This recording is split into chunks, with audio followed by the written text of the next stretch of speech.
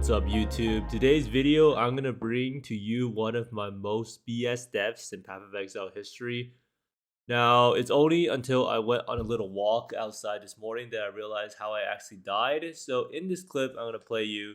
You can see here the most nefarious enemy of PoE, which is Detonate Dead. If you guys haven't seen before, there is a clip where Crip originally says that the boss detonated the corpse of the other boss, and instantly killed him. So in here, I'm happily doing a map. Now, to give some backdrop to this map is a white map, and it is no modded. And I was running this map to get some soul fight. So I'm just doing the boss here, or doing the boss, but the boss hasn't even spawned yet, and everything got blown up.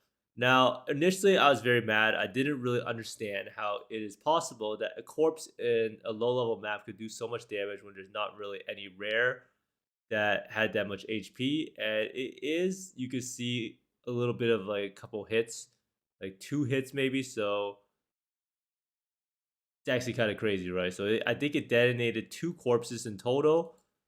Now, the thing is, some people might be wondering what is the Detonate Dead totem and how you can see it. And it is this little green totem. The problem with this totem is that there's another totem that actually shares the same color, but this one has a little white circle around it, and this is the Chilling Aura totem. Now, this death is definitely one of those deaths that you go like WTF, and the game should probably be balanced around how if you go do the Spider Forest boss and the other bosses like that, that you will see that there is a little like fountain that comes out of the ground indicating that the corpse is going to be corpse exploded. Now, in this case, I assume that they had changed all of Detonate Dead to be like this so that it is not that you have no time to react and you have to play Where's Waldo to find the totem. Well, regardless, as I was walking, I finally came to the realization that the game used my own corpse against me, and that's how I die. The game must have detonated one of the corpses, the specters I had summoned from Heist that have 800% increased life, and killed me. It is actually an absurd death. I didn't really think about that, and that's like one of the things in PoE. If you ever do any mapping, Path of Exile is all about the most extraordinary of circumstances killing you when you would least expect it. And that's just how it is. That's just how the game is nowadays, in that it will really take something special to kill you because spell suppression and everything else is pretty OP. But the totem detonated my own Spectre. I don't know which one it was. So my Spectres are from Heist. They're Auto Enforcer and Rusty something. And they actually have 7 to 800% increased life. So that makes sense. You can see here, I pretty much just got straight up one-shotted. And there's really no corpse here that should be doing that much damage. There's no rare that even got killed when this happened. And it's quite unfortunate.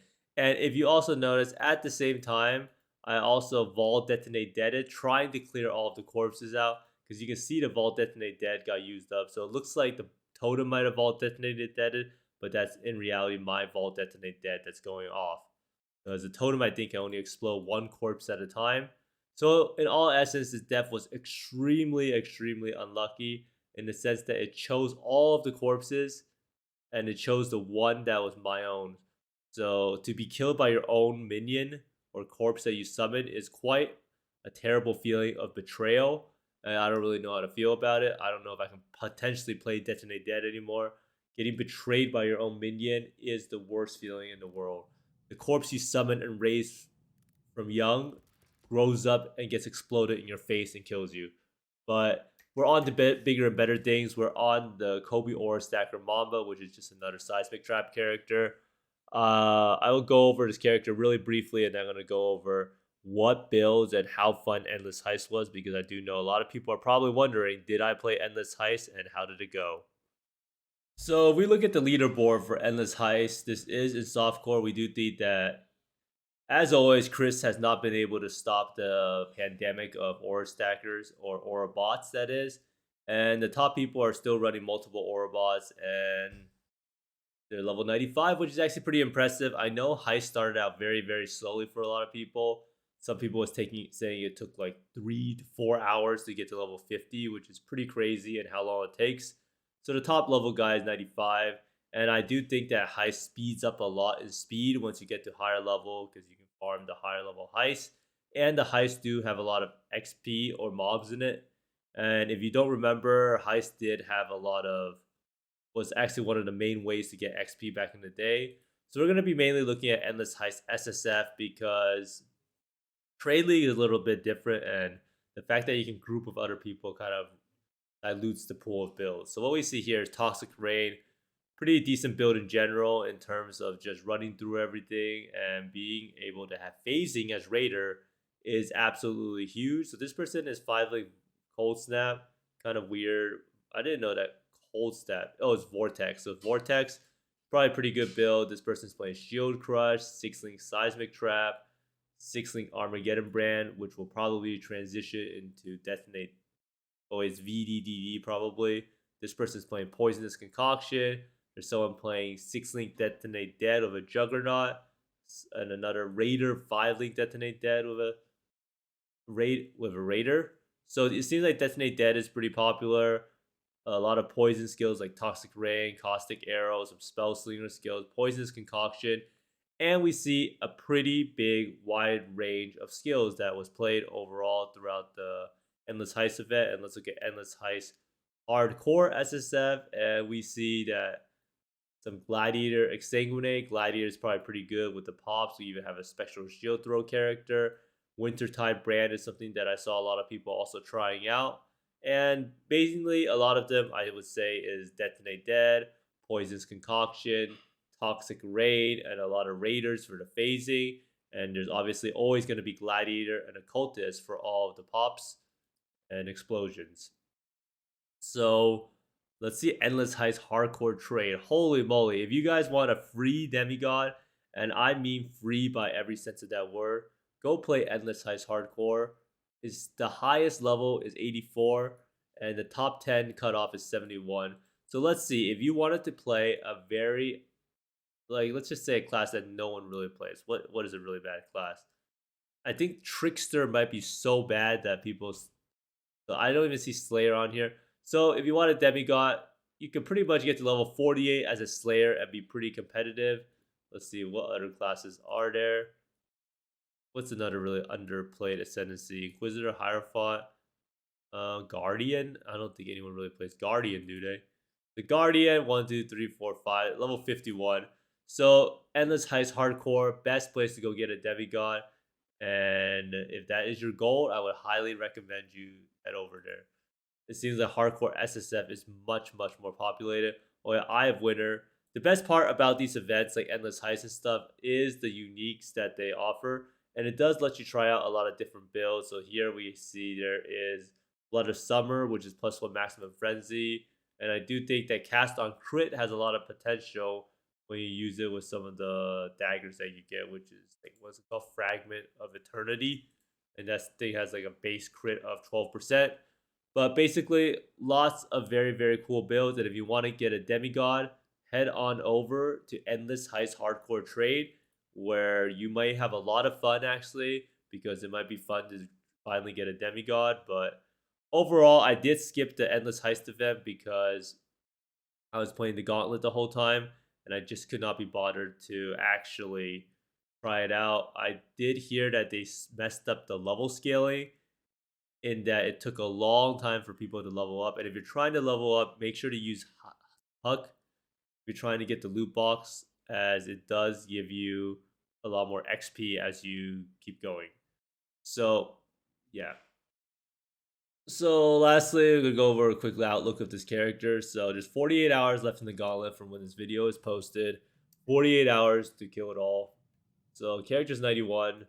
Do have a decent map pool.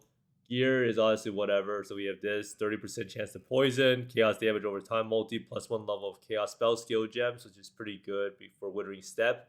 All things considered, does have some int. Helmet, I got seismic trap cooldown recovery rate. Probably one of the luckiest things that I've had happen to me all league. In order to hit this enchant, which I actually desperately need because Scion doesn't have that much cooldown recovery rate, is like a 1 in like 1,000. It's extremely lucky. I'm still using Winter Heart, trying to craft a new amulet, but cannot be chilled is still pretty nice. And it has a lot of cold res, which makes it really hard to replace right now, but it is what it is. And shield, probably one of the items I need to replace the most. Need to get a higher spell suppression chance, as I'm currently only hovering around 91% spell suppression when I'm not on full life. And it just has a little bit of lightning res and lightning and chaos res. Ring, absolutely awful. Pretty much just using this for reduced effect of shock. And this ring is okay for some chaos res, but nothing too special. Chest piece, I got a decent Scourge. Reduced life recovery rate is pretty bad though, but it does have a lot of armor and evasion, life, and fire res. And it also has the Gravicious mod that I was finally able to get. Gloves is like 90 life gloves, dual res, and damage over time for some extra DPS. And belt, lots of strength because I need the strength for determination. And I also have live lightning res. So the main thing I want to get on this belt is to get some trap throwing speed. I also finally got a deer stalker. I am trying to scourge up another pair of deer stalkers at the moment. I actually got a 6-link tinker skin, but tinker skin has just too little life and evasion or energy shield. It ends up being too much of a survivability hit. But I could potentially use it, and it would give me a lot of cooldown recovery rate. So we'll see about that later on. But let me know down in the comments below if you think I should use this chest or should I stick to this one. I think this one is just too much energy shield and armor to lose out on. Flask, I'm using to gain charges when you're hit by an enemy. This thing will definitely get patched next patch. All unused when charges reach full. So I have evasion rating, effective curses, movement speed. Movement speed? I have 2 movement speeds? Oh my goodness, what am I doing? Well, I'm doing this purely because I don't have that many alts. And I need to use the alts to roll maps. Tree, exiting out of the Scion, not got rid of this portion. And I'm currently mapping with Raider, which gives me 20% spell suppression, movement speed, onslaught, frenzy charge, and phasing. I will later swap it over to Pathfinder for bossing, but I first need to farm some better gear with more spell suppression on it, so it's kind of a hard road. Mainly need to get the shield, get a lot of spell suppression, I should be set. But that's a quick update on the character. Expect to see another rip or more bosses being killed. But thanks for watching, everyone. I hope you find more Mirrors, Exalts, and Mage Bloods to me, and see you next time. Bye.